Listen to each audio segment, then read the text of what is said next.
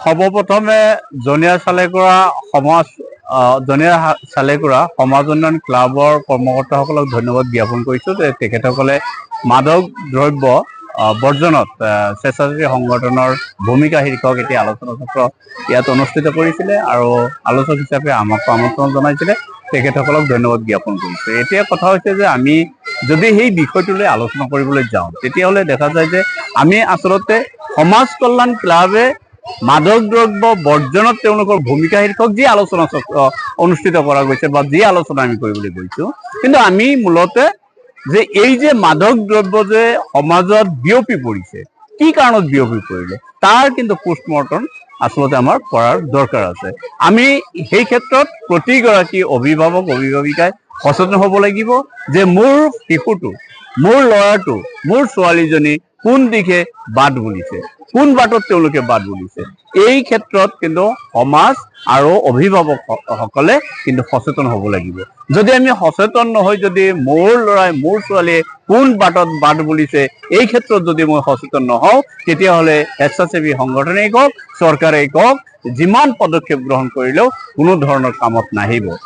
সৰ্বপ্ৰথমে নিজৰ ঘৰখন আপোনালোকে সুস্থ কৰক, নিজৰ ঘৰখনক এটা পৰিৱেশ সৃষ্টি কৰক, ইতিবাচক পৰিৱেশ সৃষ্টি কৰক। সেই ইতিবাচক পৰিৱেশৰ পৰা যাতে ইতিবাচক চিন্তা চৰ্চাৰে তেওঁ যাতে ইতিবাচক দৃষ্টিভংগীৰে তেওঁ যাতে ভাল মানুহ গঢ় লৈ উঠিব পাৰে, সেই দায়িত্বখিনি কিন্তু অভিভাৱকসকলে বা ঘৰখনৰ পৰাই কিন্তু আমি সেই পৰিৱেশ তৈয়াৰ কৰিব লাগিব।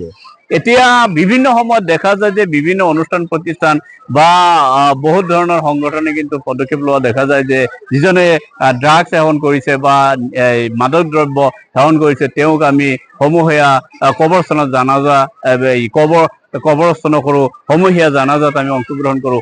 এইবোৰ কথাত কিন্তু সম্পূৰ্ণ বুলি আমি নাভাবোঁ। মাদক দ্ৰব্য বৰ্জনৰ ক্ষেত্ৰত বা মাদক দ্ৰব্য সমাজৰ পৰা নোহোৱা কৰাৰ কাৰণে এইখিনি কিন্তু যথেষ্ট বুলি আমি নাভাবোঁ। এইকাৰণে নাভাবোঁ যিগৰাকী ব্যক্তিয়ে নিজৰ জীৱনটোক তিল তিলকৈ মৃত্যুৰ মুখলৈ ঠেলি দিছে, তেনেকুৱা ব্যক্তি মৃত্যুৰ পাছত তেওঁৰ ওপৰত শাস্তি অনাটো কিমান দূৰ যুক্তিসংগত এইখিনি কিন্তু আমাৰ চিন্তাধাৰাত নপৰে। কিন্তু মই ক'ব বিচাৰিম যে তেওঁক আমি যদি এখন সুস্থ সমাজ যদি আমি গঢ়িব বিচাৰোঁ, তেতিয়াহ'লে এটা শিশুক বা অনাগত ভৱিষ্যতত আমি এখন সুস্থ সমাজ প্ৰথমতে তৈয়াৰ কৰি তেওঁলোকক দিব লাগিব।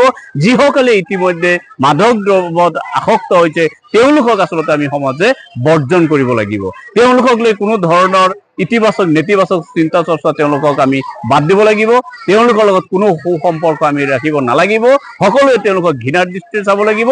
সকলোৱে তেওঁলোকক আমি যদি বৰ্জন কৰিব পাৰোঁ, তেতিয়াহ'লে আমি এখন সুস্থ সমাজ গঢ়িব পাৰিম।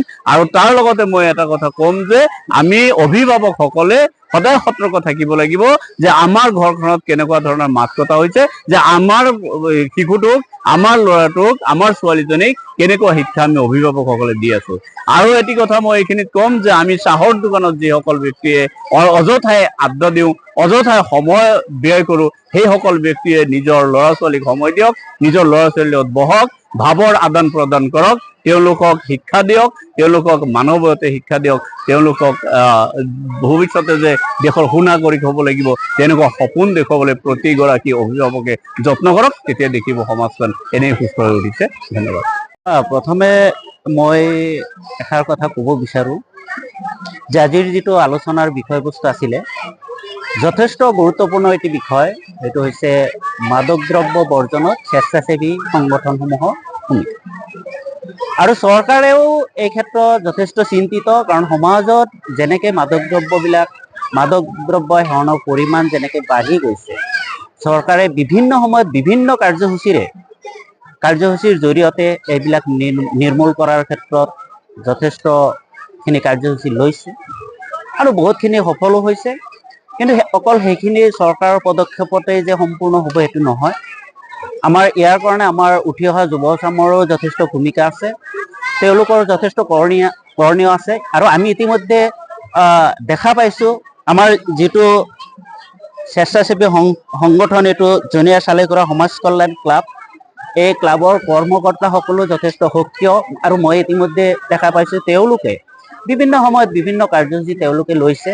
আজিও তেনেকুৱা তাৰে এটা ভাল উদাহৰণ। আৰু আজিৰ যিখিনি আলোচনা হ'ল যথেষ্ট আমাৰ মাজত উপস্থিত আছিলে মইনুল হক চৌধুৰী ডাঙৰীয়া, নৱজ্যোতি কলেজৰ অধ্যক্ষ মাননীয় শ্বাহজাহান আলী ডাঙৰীয়া, প্ৰেছ ক্লাবৰ সম্পাদক আবুল হুছেইন ডাঙৰীয়া আমাৰ মাজত উপস্থিত আছিলে, জুলহাছ আলী খান ডাঙৰীয়া। তেখেতসকল যথেষ্ট অভিজ্ঞ, খুব ধুনীয়াকে একেবাৰে মনোবৈজ্ঞানিক দৃষ্টিভংগীৰে যিমানখিনি বিশ্লেষণ কৰিব লাগে খুব ধুনীয়াকে ৰাইজক সেইখিনি বুজাবলৈ, মই সঞ্চালক হিচাপে এইখিনি কথা মই অনুভৱ কৰিব পাৰিছো। আৰু দৰ্শকসকলে যেনেকে শুনিছে, ৰাইজখিনিয়ে যেনেকে শুনিছে আৰু কথাবিলাকৰ লগত যেনেকে সঁহাৰি দিছে, মই ভাবিছো এই আলোচনাটো যথেষ্ট এটা সাফল্যমণ্ডিত আলোচনা হৈছে আৰু তেখেতসকলৰ কথা নিশ্চয় প্ৰতিজনে মনত ৰাখিবলৈ চেষ্টা কৰিম। সালেকুৰা সমাজ কল্যাণ পৰিষদৰ দ্বাৰা আয়োজিত আলোচনা চক্ৰত আপুনি এগৰাকী আলোচক হিচাপে উপস্থিত থাকি কেনে অনুভৱ কি হয়? মই সঁচাকৈ আজি আনন্দিত যে আজি জনীয়া চালেকুৰা যিটো সমাজ কল্যাণ ক্লাব, এই ক্লাবৰ জৰিয়তে এটা আলোচনা চক্ৰ পাতিছে আৰু তেওঁলোকে বৰ্তমান প্ৰাসংগিক এটা বিষয়, যিটো গুৰুত্বপূৰ্ণ এটা বিষয়, যে মাদক দ্ৰব্য সেৱনৰ পৰা কেনেকৈ আমি এই যুৱ সমাজক অলপ আঁতৰাই ৰাখি শুদ্ধ পথত আনিব পাৰোঁ, তাৰ কাৰণে যে আজি এটা দীঘলীয়া আলোচনা হ'ল। আৰু এই আলোচনাৰ জৰিয়তে মই ভাবোঁ যে যথেষ্টখিনি ৰাইজ উপকৃত হ'ব, কাৰণ ইয়াত যিখিনি কথা কোৱা হৈছে বিভিন্ন দিশক আমি সামৰি পেলাই আলোচনা কৰিছোঁ আমি গোটেইকেইজনে।